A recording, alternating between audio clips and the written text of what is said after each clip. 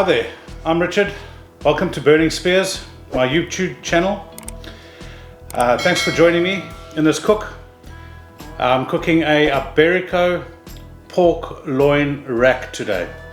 So Iberico pork is well known to be the Wagyu of pork, of pigs.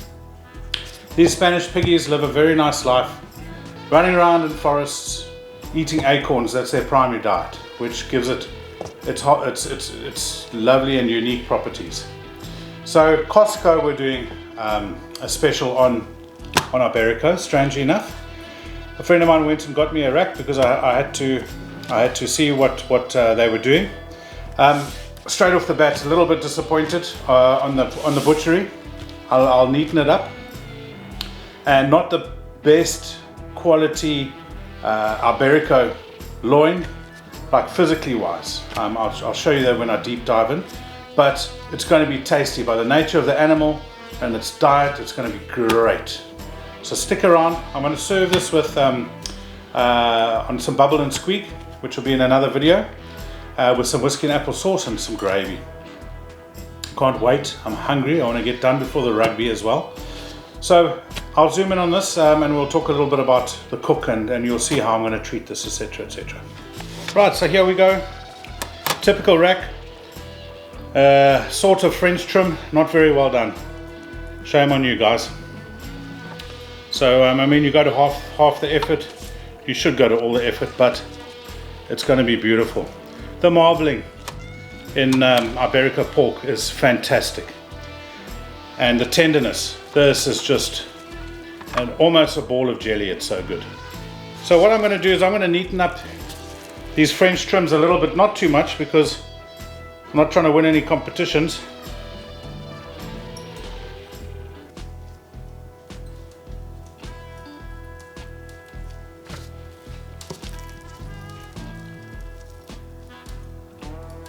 Okay, so there we have it. That's about as far as I'm going to go. There isn't an amazing amount of fat on this.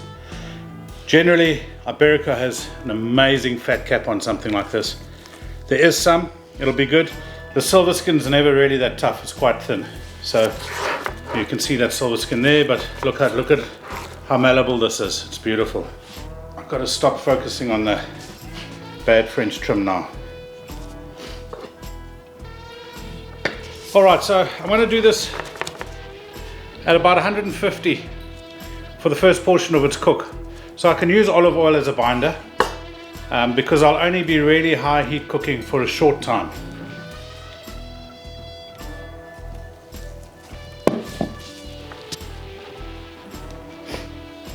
Kosher salt.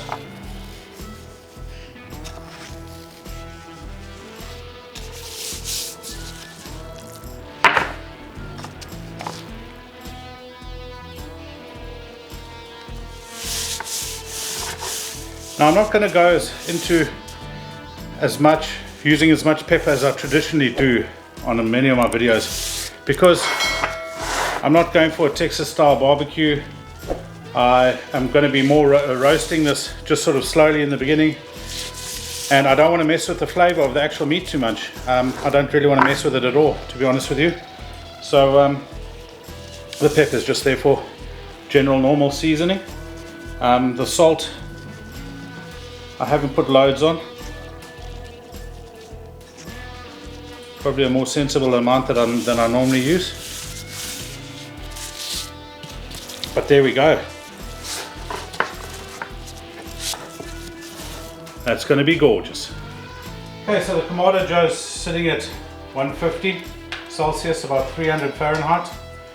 Today I'm going to use the Meter Pro, because I'm going to want to hit the sweet spot where there's still a bit of rose over here, and then the outer edges, of course, will be more sort of like well done medium, but I want to go to just on medium in the center. Punch it up.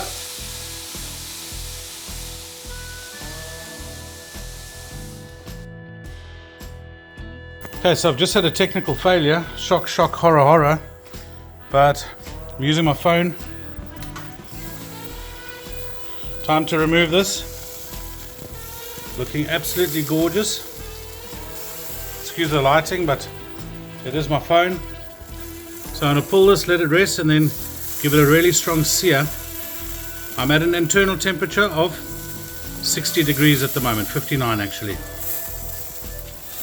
But looking absolutely gorgeous. Okay, so I took it off at about 59 degrees Celsius as I mentioned, and I've got it nice and the Kamado dough nice and hot, and I'm just giving it a little kiss of fire just to get the char and the caramelization on the outside of the pork as it was cooking in direct. Now I'm just finishing it off direct just to get the Maillard reaction, get some good flavor.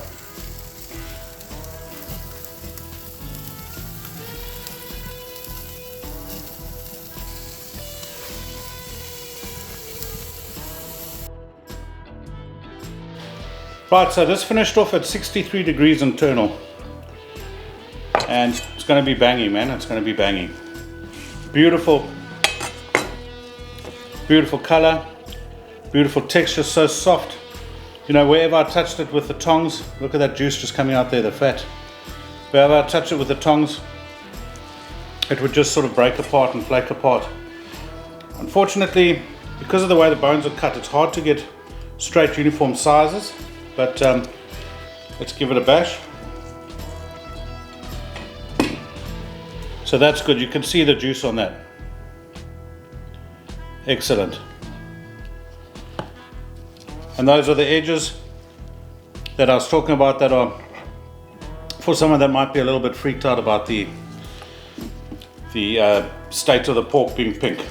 A little bit of blush, which is essentially where you want to be.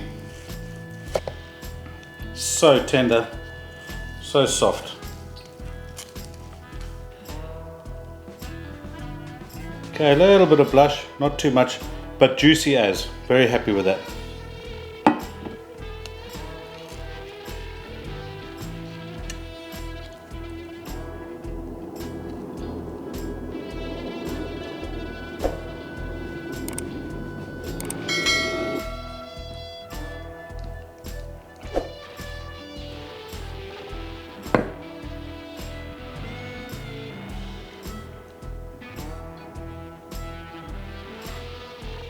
So there we have it. Beautiful, smelling insane. This pork is so tender, juicy. Let's see how the apple tastes on it. That is a very impressive bite. The flavor is outstanding. Let's try the bubble and squeak.